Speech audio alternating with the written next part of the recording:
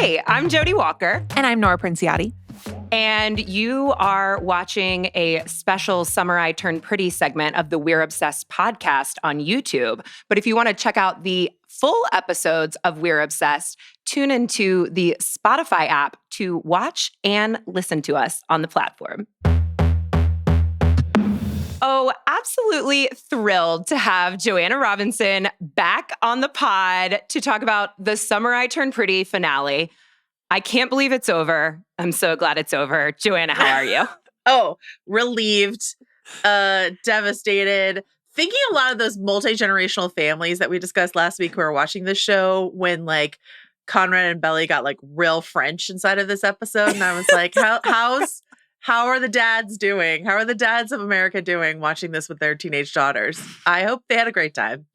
I'm sure they did. As the dads in the show have a kind of time where like, they don't really have to do that much. What do you mean really they got show real up. French? You know? I want to tell you, but actually, first, I have to tell you something that has happened just offline while we were recording, because I planned to open the Summer I Turned Pretty segment by saying, you know, we as adults watching this show about teenagers have been let go from Jenny Han's grasp that she has on us. I knew it. I knew she wouldn't let us go. I knew Jeff Bezos wouldn't let us go. That's what I really knew. When Jenny Han writes a handwritten letter that you see at the end of the episode, you think, what's up? She already got all of her Taylor Swift songs. What's going on here? Just announced, everyone listening probably already knows, that there will be a Summer I Turned Pretty movie. Like in the theaters movie? I think a prime movie. Straight to streaming release. Well, this was my prediction. So like the episode ended, and Nora, I guess we will describe to you what happened in this finale. But it feels like most of the threads were wrapped up the way they needed to be. But it ended with this card from the showrunner Jenny Han being like, thank you so much for all the years and blah, blah, blah. And she's like, maybe we'll see you again soon at Cousins or whatever. And I was like, Christmas special. I was like, they're going to do Christmas at Cousins.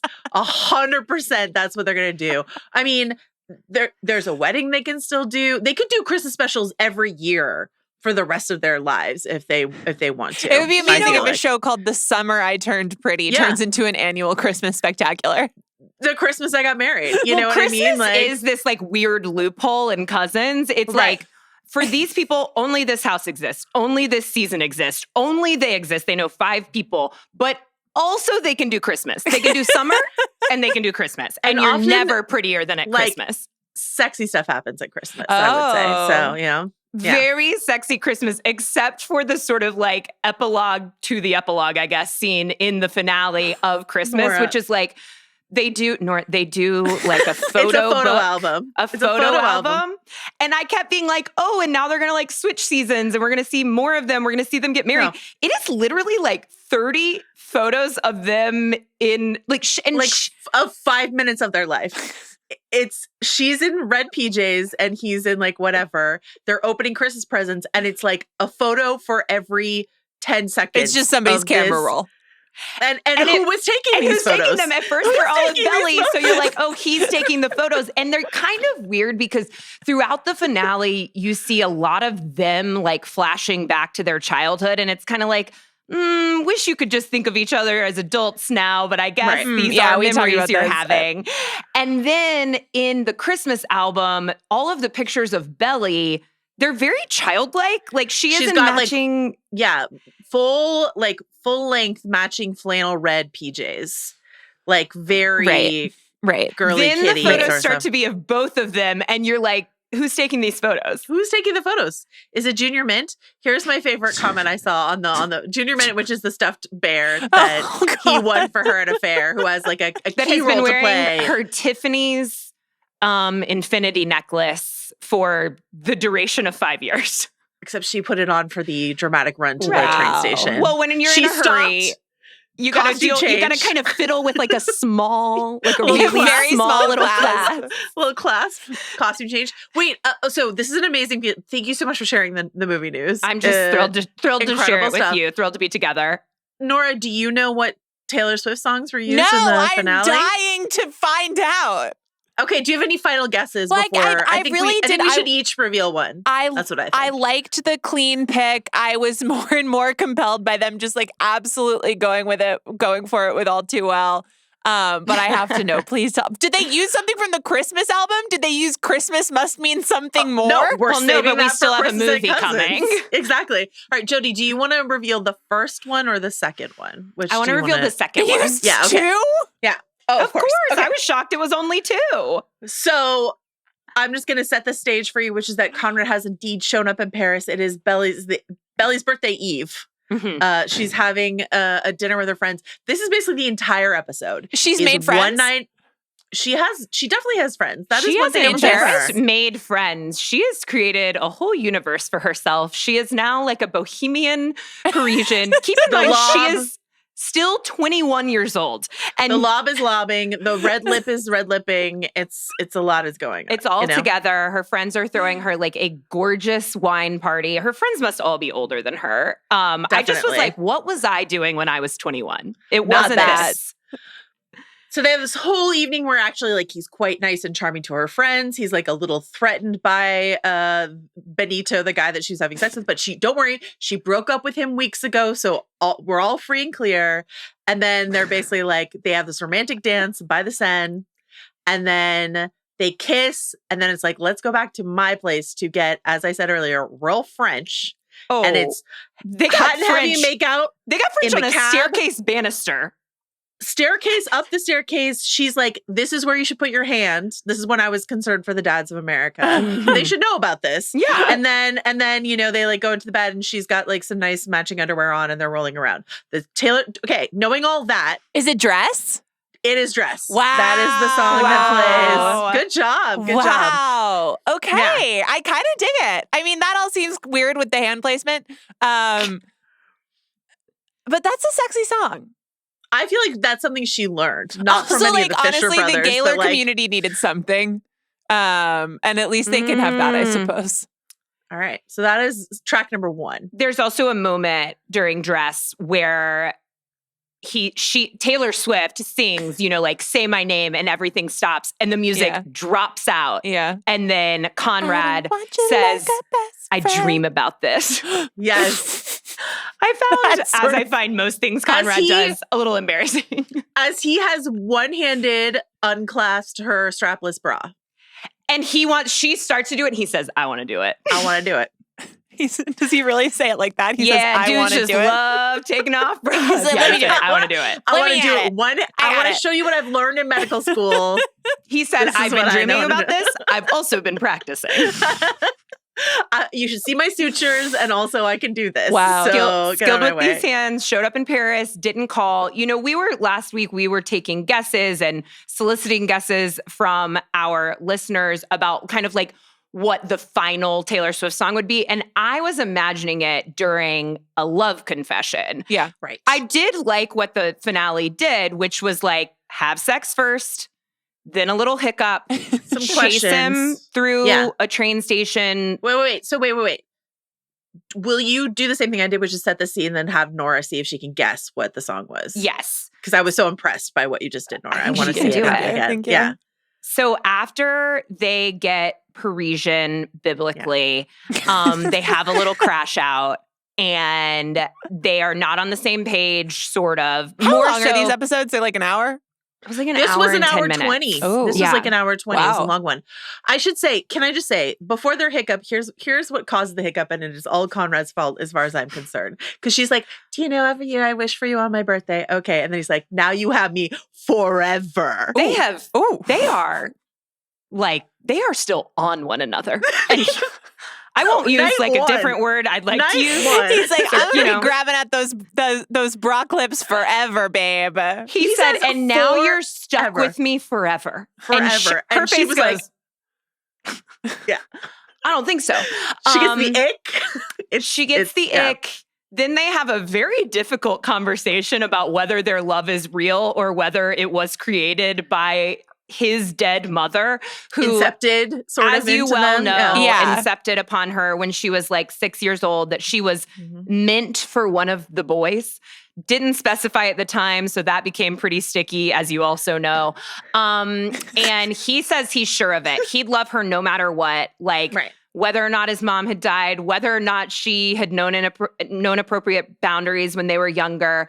And Belle's basically like, I can't trust this as much as you can. I can't do it. And so Conrad leaves to go to his med school conference in Brussels. He's also 21? He's a 22, 23. He's a year and a half older than her. Okay. Second year med student. Okay. Yeah. And he has a really important conference in Brussels possible.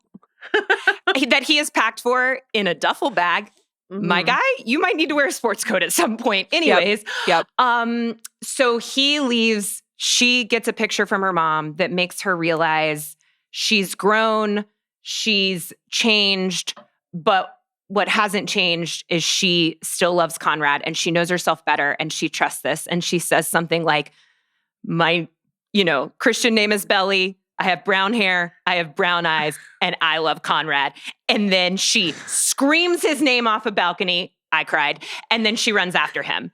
Right as she starts to scream his name off the balcony, a Taylor Swift song kicks in. Oh, wow. Is it The Way I Loved You? No, you get 2 more guesses. This is a long run. It's to a train station. Running through the Paris cobblestone, hailing a taxi, running through the train station, running through a train, searching and through finding him. The seats of the train to find him. She is on wearing on the 5 a.m.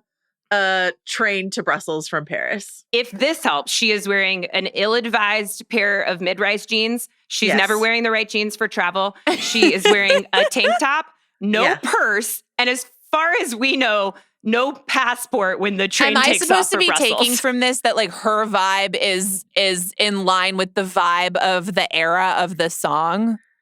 I would say it's more like this fits a threshold in the relationship. Mm-hmm. That they're like frantic. That they're frantic or that they're like finding each other or like committing. They're not sure yet. She hasn't found him. Are there troubles in the rearview mirror? I don't know. What do you think? This isn't fair to you. It was a crazy choice. I'm trying to give it was a crazy choice, I think. Do you want give the album? Yeah, give me the album. Oh, it's 89, right? I think, right? It's 1989. Is it How You Got the Girl? Is that the wrong album? I don't think Jodi. Okay. Jodi's like, don't help. I'm sorry. It's 1989. God, it feels fresher to me than that. It's not my favorite Taylor Swift song, New Romantics, is it? No, but that would have been funny. No, but it is like, a Taylor Swift like medium knower, know which relationship it's about. Oh. That's why you knew the album. Is it Style? That's the right relationship. But it's a different song. Is it I Know Places? No, sorry. It's Out of the Woods. It's Out of the Woods. It's Out of the Woods. Wow. Nora, please give us your thoughts and feelings on Out of the Woods being the last Taylor Swift song when they've already blown through Cardigan, The One, all these other really important, and this is the one that they chose for this final moment in their relationship. I mean, it's really, gosh, to be in a snowmobile accident with one Harold Styles. I am like an Out of the Woods skeptic. Or like, that's not really true. Like, most Swifties ride really fucking hard for that song. And I think the writing of it is really good. I love that bridge. I love like the just the way that she paints the metaphor about the hospital room and you can just see it and it's great. I do think that the production on it sounds like a weird kind of Gregorian chant is sort of happening in a strange way. But that's me. I do think that that's like a song that most people feel is worthy of a huge climactic moment. It's very, very climactic. As you know, I'm Swiftie neutral. I am a Taylor Swift fan. I don't, practice all parts of the religion. I love Out of the Woods. I love Out. So this was a big moment for me. Yeah. Which is exciting. Looking at it now. Because the question is, are they out of the woods? Are they out of the woods? Are they in the clear yet? Are they back on the beach? Only the movie will tell us, I guess. Let me, can I share the news that I learned that perhaps you already know? Please. So Chris Briney, who plays, Conrad Fisher, yes, who the king of urine. In this episode, I was like, I'm not sure I've ever heard his voice before. This was like hands down the most, and he's great. He has like a really playful side, and like you really don't know how he's going to do certain line readings. I was just like, I have never heard his voice this much. I've been watching this show for 3 seasons. Having never watched this show, I feel so confident that there is just so much like staring into the middle distance. The yearning, the pouting. It used to be middle distance. Now that he's got her cornered in Paris, it's just staring like straight into her noggin while she stares straight ahead. Cornered, you're stuck with me forever now. They're like on a tour bus and he's just like staring at her temples. Did you enjoy listening to his voice inside of this episode? I did. It took lots of twists and turns. Have you heard of the service Quinn? Yes. Quinn is audio erotica, for people's enjoyment. Yeah. Chris Briney will be reading some, he's signed up to do some Quinn performances in the near future. That's going to mean a lot to a lot of people. A lot of people are going to get to listen to him narrate some erotica for them. The processing that's happening on Jodi's face. So the wheels are turning. I'm actually so glad that we're on camera now that people get to see this. Definitely tune into the video of this segment if you haven't already. I'm sort of blushing and my mind is... Like if you've ever watched someone eat something where afterwards you've been like, how is it? And they say, it's interesting. It has a lot of flavors that I'm working through. Because what just happened there? And it is so interesting because I found myself thinking about his voice a lot in this episode. Like he kind of has 2 tones. He has like sexy, I want to take your bra off with one hand tone. I've been dreaming of this. I mean, is that what he's going to narrate? Hands down, my favorite line delivery of his in this finale is when she's like, we've been in love our whole life, or I've loved you my whole life, Conrad. That's the problem. And he says, I don't really think that's a problem. There are so many good edits of like the Very sassy funny. Conrad moments from this season. He's really good at that. I don't know how much sass he's going to bring to his Quinn performances, but Jodi, I hope that you consider this homework for this very podcast and that you will be tuning in and reporting back. That would be quick. That I can, exactly sign into the appropriate portal, do an expense report, and listen to Chris Briney on Quinn. That is fascinating. He also recently did like it's a Sam Adams beer commercial. Yes. He's just really like playing it up. Like he's just like, I know he's also been like several months all over Fashion Week in like much better clothes than he's ever worn. Yes. Yeah. The bangs are still in effect, but it's no longer like the bleach bangs. And so it works a lot better. Yeah. All the bangs are also a little different this episode. Something I found interesting about the episode is that they kind of act like there's been a time jump, and in that Jeremiah is like a full-fledged chef cooking in, quart containers, doing catering. Belle has a bob.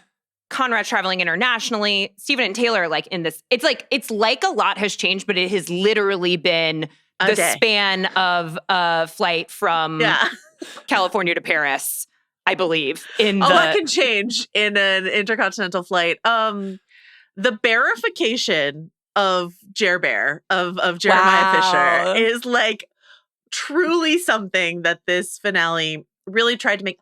All of that actually worked for me. Like all of his I'm cooking, I'm healing stuff with Adam works for me. The Adam stuff was good. The Denise stuff does not work for me. Wait, so did he not end up with Redbird?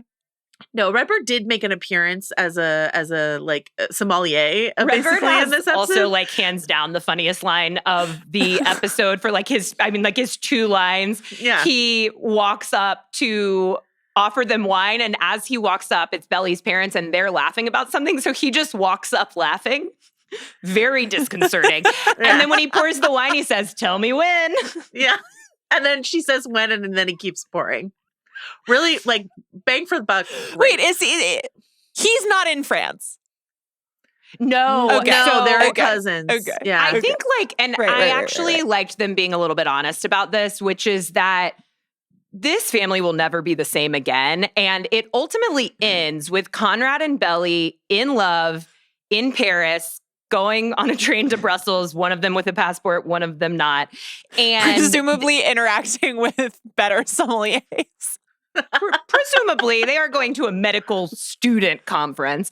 And then it flashes over to Cousins, where Jeremiah has thrown a sort of impromptu hottest new chef in Boston, but oops, now you have to take like a 2-hour chartered bus to Cousins, I guess.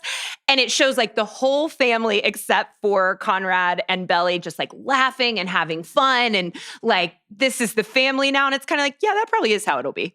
There's this there's little boutique tinned fish and other cute items that you could take on a summer picnic place in Boston where I used to live. And they do like, and their marketing is incredible. They do like every once in a while these sort of like pop-up things where you get an email and you don't know exactly what it's going to be, but you sign up and there's always like a really out there dress code and you just like, you and all the other people who sign up are going to like show up to this thing. And it's always kind of like that. It's like you're going to get on a bus and go 2 hours and then have this like dinner in a field. And so now like made by a guy who's like literally never cooked a meal before. I think it's probably not that, but now like now those two things are just going to be forever tied for me. Oh, we should say he's making like racks of lamb plus risotto plus like he's like, flourless wow, risotto. As anyone who watches a lot of Top Chef, risotto tough. I think he's making a souffle. He's doing all the hits. Wow. He's just like, he's trying to enlist someone else to stir. They're getting distracted. So he has to stir the risotto, but I don't know how he's going to do anything else because all he's doing is like stirring risotto. I have a lot of questions about it. I didn't like any of the Denise stuff. I felt like it was unnecessary. I think of all the people who could have chosen themselves, Jeremiah could have chosen himself or chosen cooking or chosen healing himself with his dad. He didn't need to like make out with a side character that it was very forced. We don't need like the reassurance that Jeremiah has found romantic love because he's 22 years old. It's okay. Like he doesn't, for various reasons, like he should really be working through this trauma. And it was just kind of a weird choice to be like, well, everyone's kind of probably going to be having a hard time with this character. Maybe we'll make him even more whiny about how his cooking thing is going. And maybe Denise, like a strong female character that we like, will have to work him through that. I mean, fair enough. He was being very stressed about this. And he was like, you're bringing me oysters instead of scallops. How dare you? All this now sort of he's got to shuck 100 oysters. I just like preferred him away. Yeah, the shot of him shucking was pretty great. I just preferred him like away from Belle and Conrad. Two things I want to mention before I run out of time to talk to you guys, because I could forever, but I guess I get to come back for the movie. Right. Great. Love it. And one is Christmas specials forever. And Christmas special forevers. One is we had a clear opportunity Belle had a clear opportunity to rebrand when Conrad notices that all of her friends call her Isabel. And he's like, do you want me to call you Isabel? And she goes, nope. He's also been calling her Isabel. He catches on. They're all calling her Isabel, so he calls her Isabel. Like, I have lots of friends that like we call by their last name from college, and their partners call them their first name because it's different. And I totally agree. Like, that would have been a great time to be like, you know what? Yeah. Everybody else let's leave Belle that we may past. never see again can call me Belle. You call me Isabel. Yeah, you'll note at the end of the episode when they return to Cousins, it's just the two of them. No one else is there because that Belle, she loves sticking her head out a window and just enjoying the Cousins breeze. We see like a golden retriever? Yes, but in a slick back bun. Yes. I was like, that is no time to stick your head out of a window. Right. Better keep her mouth closed. Here's my strong fear for the movie, and this is parent-based.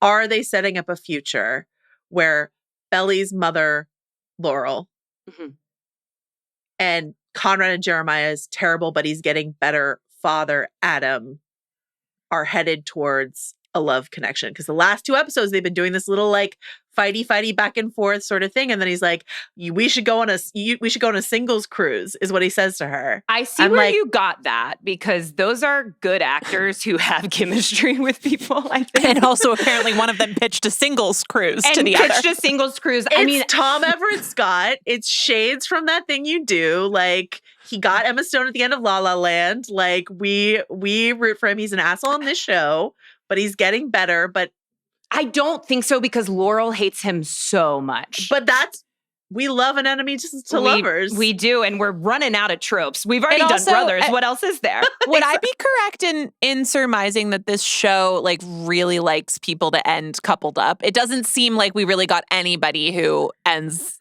choosing themselves on their own journey. Just Redbird and his sommelier career. Just dear Redbird. He's choosing wine. Aren't we all? I thought that you were going to say you were worried it was setting up a future for like, we're going to watch them then bring their children to Cousins Beach. And like between Steven, Belle, Jeremiah, and Conrad, they're all going to be real cousins. There are no couples. They cannot make any next generation couples. That's a 2035 concern. That's for like the 10th Christmas special. It's all my mind Christmas can get to. It's going to be from Amazon Prime Video on the moon. There's another option. Yeah, exactly. There's another option that they could do a California season, because they're all moving to California. So Christmas in California. Cousins. These are pretty shockingly mobile 21-year-olds. Oh, they got money. They got seed funding. You know what my question was when the credits rolled and like we'd seen Belle in Paris, we see her going back to the house and it's empty and it's almost like they're moving into it. We know they're going to get married. I was like, is she still going to become a sports psychiatrist? I'm so glad that this is your question. I really forgot that was her dream, because I thought I was conditioned by the show to remember that Conrad is her dream. And he is a doctor. We know that. But as far as her becoming a sports psychiatrist, I guess we'll leave it for the movie. Maybe in California. Thank you so much for having me. This has been such a joy to talk to, like, decompress psychologically. We made Nora cry. Sports psychiatrist. She was so moved by love. It's her thing. Well, by the way, Joe Burrow, who's like really channeling Conrad's bangs right now, got hurt. So maybe she should. Maybe there could be a real life crossover. I really do think that Belle could help Joe Burrow. I really do think that Belle and possibly Redbird as an assistant could help. Oh my God, amazing. Joanna, you're the best. Thank you for joining us. What a joy. I will see you for the movie. Christmas and Cousins. You know, small plug, tune into Bingemas. See you there. Oh yeah, I'll see you there. Don't give me one with like I think Rob got a llama farm or something like that. That's all I ask. Listen, you can't throw a dart and not get a llama farm when we're talking Christmas movies. So we'll see. No promises. No promises. All right. Bye, Joe.